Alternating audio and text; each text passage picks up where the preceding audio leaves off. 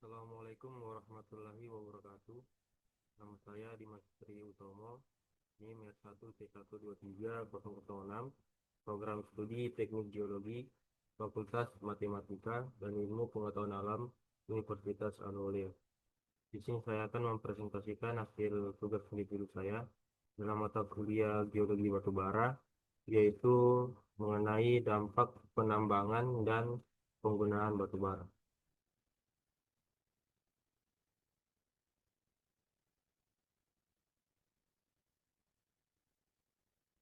Baik, pendahuluan. Jadi, penambangan dan penggunaan batu bara memiliki peranan penting dalam mendukung kebutuhan energi dan ekonomi Indonesia. Namun, keduanya juga menimbulkan berbagai konsekuensi yang tidak dapat diabaikan. Aktivitas penambangan yang berlangsung di berbagai daerah telah mengubah bentang alam, mempengaruhi kualitas lingkungan, serta memunculkan dinamika sosial dan ekonomi di sekitar wilayah tambang. Sementara itu, penggunaan batu bara untuk pembangkitan energi dan industri berkontribusi terhadap emisi dan pencemaran yang berdampak pada kesehatan serta perubahan iklim. Kombinasi dari kedua aktivitas tersebut menjadikan batu bara sebagai komoditas yang memiliki manfaat besar sekaligus menimbulkan tantangan besar.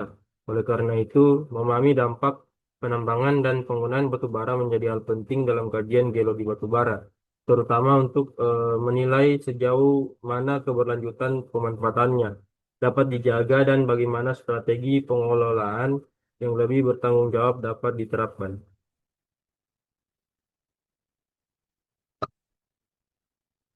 Baik, yang pertama ada dampak penambangan batu bara.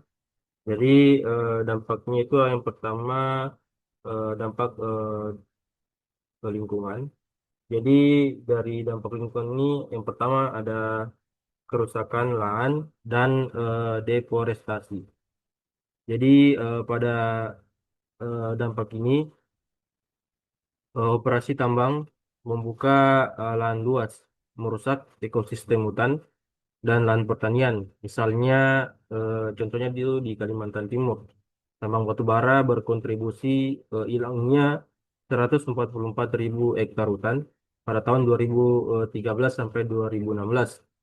Dan secara nasional, jutaan hektar lahan telah diubah menjadi area tambang. Sekitar 5 juta hektar termasuk 2 juta hektar di kawasan hutan. Kemudian polusi air. Jadi air asam tambang atau MD dan sedimentasi lumpur mencemari sungai.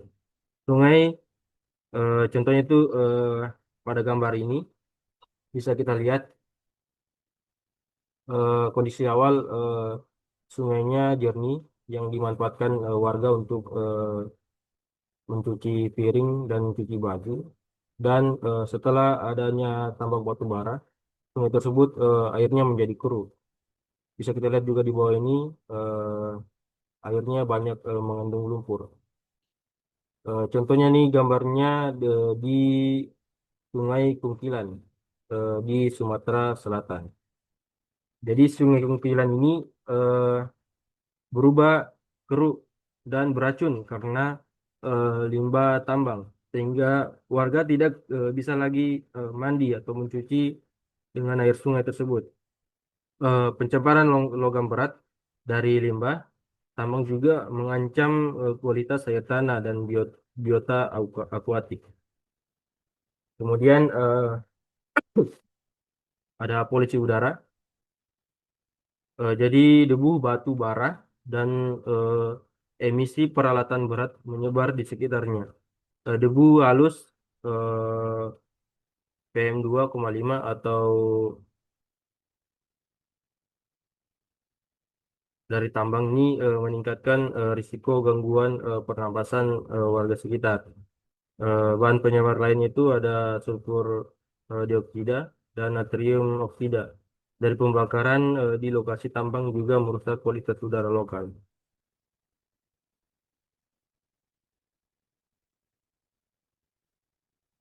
Kemudian ada dampak sosial. Jadi yang pertama ada penggusuran dan konflik lahan. Jadi bisa kita lihat pada gambar, Banyak masyarakat tradisional kehilangan lahan pertanian dan kebun karena ekspansi tambang. Contohnya itu di Sumatera Selatan, sawah dan kebun banyak yang dihilangkan oleh pembukaan tambang batu bara. Hal ini sering memicu konflik sosial. Eh, Warga bahkan pernah memblokade akses tambang, menuntut tanggung jawab perusahaan atas kerusakan lingkungan. Kemudian berdampak pada kesehatan masyarakat. Jadi pencemaran debu dan air tambang berdampak pada kesehatan penduduk. Debu batu bara yang terhirup warga menyebabkan iritasi pernapasan dan gejala gatal-gatal. Kondisi air yang tercemar membuat warga terpaksa menggunakan air kotor, meningkatkan risiko penyakit kulit dan infeksi saluran cerna. Kemudian ada kesejahteraan dan ketergantungan. Jadi meskipun tambang membuka lapangan kerja, sebagian besar keuntungan dinikmati sedikit orang. Banyak warga tambang rakyat hanya mendapatkan upah sangat rendah. Ironisnya di daerah tambang besar seperti Sumatera Selatan, justru tingkat kemiskinan itu tinggi. Provinsi ini disebut lumbung energi. Namun berada di 10 provinsi termiskin nasional. Ekonomi lokal terganggu karena mata pencarian tradisional seperti pertanian dan perikanan itu rusak oleh polusi dan konflik lahan. Bisa kita lihat contohnya itu pada gambar ini eh, warga tambang rakyat di Muara Enim, Sumatera Selatan bekerja memecah batu bara secara manual. Banyak penduduk menghadapi kondisi kerja berat dengan upah minim. Konflik sosial kerap muncul. Misalnya warga pernah memblokade jalan tambang menuntut untuk tanggung jawab perusahaan atas kerusakan lingkungan.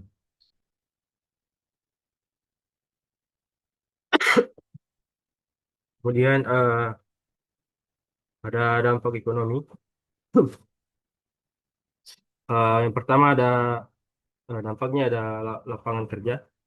Jadi sektor pertambangan menyerap tenaga kerja besar. Pada tahun 2023 tercatat sekitar 308.000 tenaga kerja di sektor pertambangan, mineral dan batu bara termasuk 43.335 pekerja di Indonesia di sektor batu bara saja. Kemudian ada kontribusi PDB.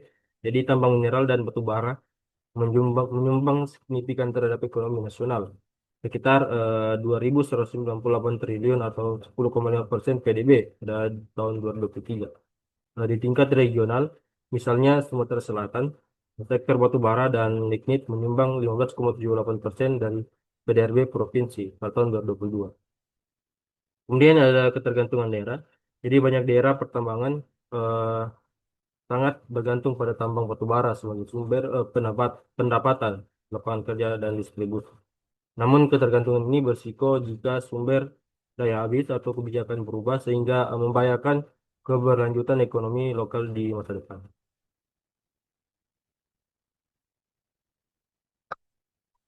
Kemudian dampak penggunaan batu bara. Yang pertama ada dampak emisi karbon dioksida atau perubahan iklim.